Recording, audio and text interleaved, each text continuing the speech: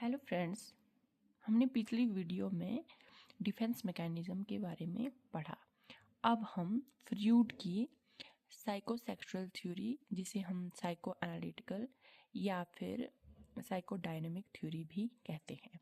Freud को father of psycho analysis भी कहा जाता है। ये जो फ्रूड की साइकोसेक्सुअल थ्योरी है, ये साइकोलॉजी में सबसे पुरानी थ्योरी है जिसमें डेवलपमेंट स्टेजेस दिए गए हैं। तो अकॉर्डिंग टू फ्रूड, डेवलपमेंट के 5 स्टेजेस हैं। सबसे पहले ये जो स्टेजेस है वो किससे रिलेटेड है? ये हमारी लाइफ की स्टेजेस से जुड़े हैं। ये स्टेजेस जुड़ी है कि हम अपने प्लेजर को कैसे सीख करते हैं या फिर हम अपनी इच्छा की पूर्ति जो करते हैं वो उसके लिए जो हम क्या क्या काम करते हैं। तो सबसे पहले इसने दी है ऑरल स्टेज, जो कि 0 से 1.5 साल के बीच में लाई करती है। फ्रूड कहता है कि सबसे जो छोटे बच्चे हैं वो अपनी डिजायर को मुंह से पूरा करते हैं, इसलिए बच्चे अपना जो है ओरल बिहेवियर शो करते हैं, जैसे अंगूठा चूसना। फ्रूड कहते हैं कि इस स्टेज में ये इच्छा अगर पूरी नहीं हुई तो आगे भी हमारा ओरल बिहेवियर शो होता रहते हैं। जैसे जो कई बार आपने देखा होगा, जो इस साल 2-3 साल के बच्चे भी हैं वो भी क्या करते रहते हैं, अंगूठा चूसते रहते हैं।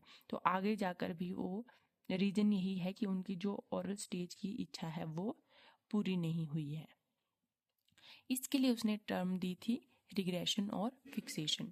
रिग्रेशन में क्या है, अगर हमारी जो ओरल स्टेज की जो इच्छा पूरी नहीं हुई तो उम्र बढ़ने पर भी वह बिहेवियर में पीछे ही रहता है और आगे तक, और जो फिक्सेशन है और आगे तक ही वही स्टेज हमारी फिक्स रहती है। रिग्रेशन मतलब वो पीछे वाला बिहेवियर पीछे वाले बिहेवियर में जाता है, और फिक्सेशन मतलब कि वही वाली स्टेज उसकी फिक्स रहती है।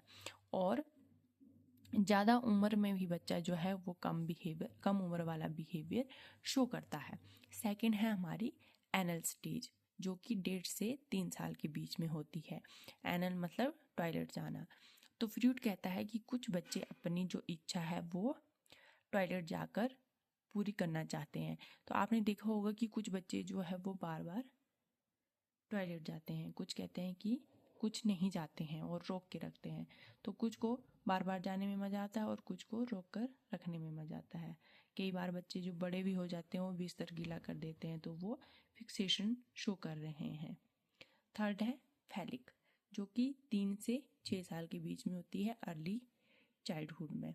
इसमें जो है बच्चा वो है जेंडर समझने लगता है, ऑपोजिट जेंडर के प्रति उनका अट्रैक्शन डेवलप हो जाता है।